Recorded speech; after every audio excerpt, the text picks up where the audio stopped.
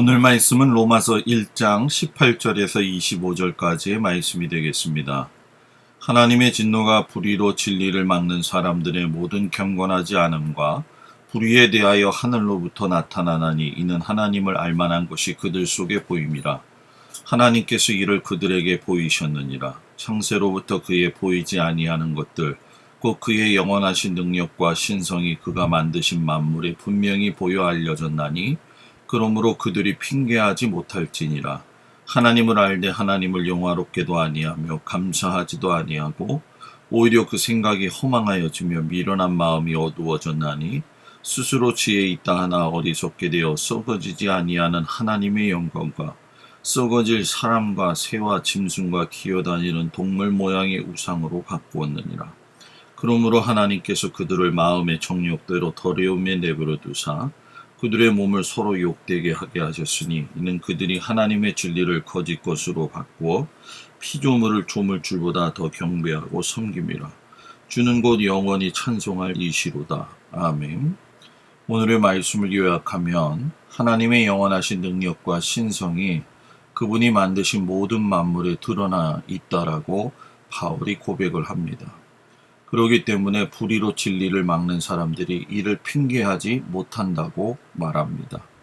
그들은 하나님을 알되 오히려 하나님의 영광과 진리를 우상과 거짓 것으로 바꾸었으며 이에 대하여 하나님은 그들의 마음을 정욕대로 내버려 두사 서로 몸을 욕되게 하셨다. 이렇게 말씀을 하고 계시죠. 오늘 말씀 속에서 보게 되면 우상 숭배의 죄에 대해서 이야기가 나옵니다. 성도가 멸망의 길로 행하는 우상 숭배자들과 같이 살아서는 안 됩니다. 성도는 영생의 길인 거룩한 길로 행하는 믿음의 사람이어야 합니다. 실력이 있고 사회적으로 인정을 받아도 부모를 섬기지 않으면 세상에서도 욕을 먹습니다.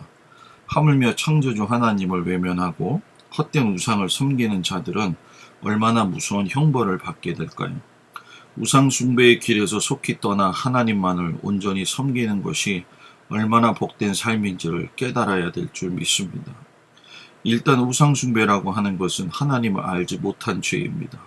하나님은 세상을 창조하심으로 보이지 않는 하나님의 능력과 영광과 신성을 피조물을 통해 분명히 보이도록 계시하셨습니다. 그래서 에덴 동산에서는 인간을 포함한 모든 피조물이 창조주 하나님을 분명하게 인식할 수 있었습니다. 인간이 자연인 상태에서 하나님을 알 수 없게 된 것은 타락 이후에 일어난 일 때문에 그런 것입니다. 죄로 인해 타락한 인간은 창조주 하나님을 아는 지식을 잃어버렸습니다. 그러므로 마지막 심판대 앞에 섰을 때 나는 하나님을 알 수 없었다라는 핑계는 소용이 없다는 것입니다. 하나님을 알지 못한 것이 죄의 결과고 그 책임은 하나님이 아니라 인간에게 있기 때문입니다. 사람들은 도덕과 윤리로 의인과 악인을 판단하려고 합니다. 그러나 가장 크고 근본적인 죄는 창조주 하나님을 알지 못하는 죄입니다.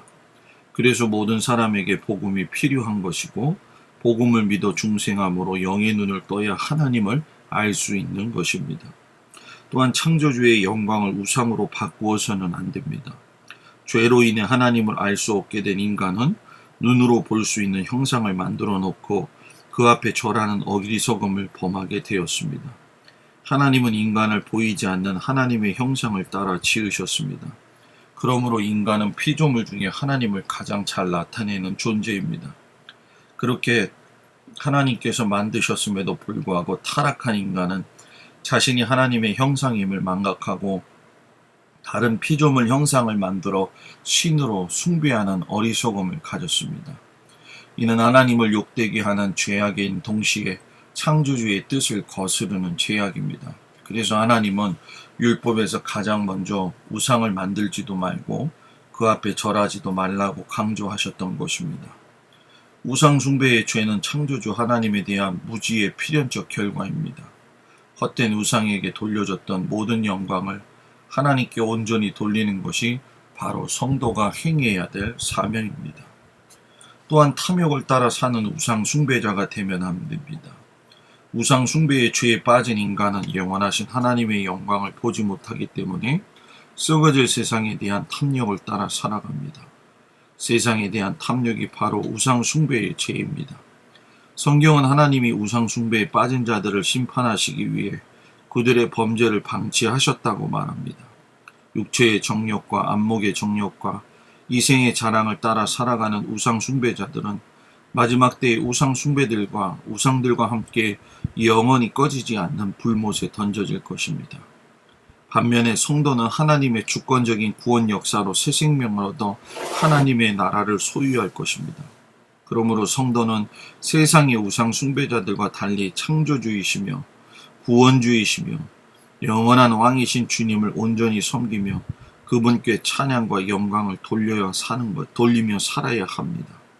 세상 사람들과 같이 탐욕을 쫓지 말고 성령의 인도하심을 따라 하나님이 기뻐하시는 영적인 예배, 산제사를 드리는 삶으로 하나님께 영광을 돌려야 합니다. 세상 사람들은 온갖 탐욕과 배금사상에 빠져 영적 어두움 속에서 방황하고 있습니다. 성도는 하나님 아버지를 바로 알고 섬김으로 진리의 빛으로 세상을 비추어야 합니다.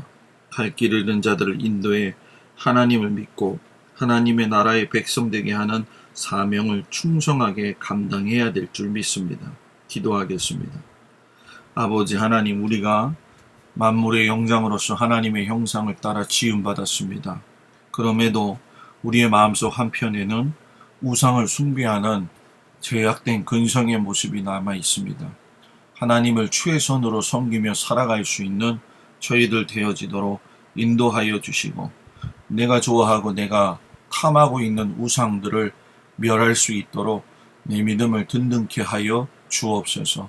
예수님의 이름으로 기도드렸습니다. 아멘. 태풍이 올라옵니다. 사랑하는 성도들 건강하게 지내시고 태풍을 또 잘 준비하셔서 아무 일 없이 지나가기를 축복합니다.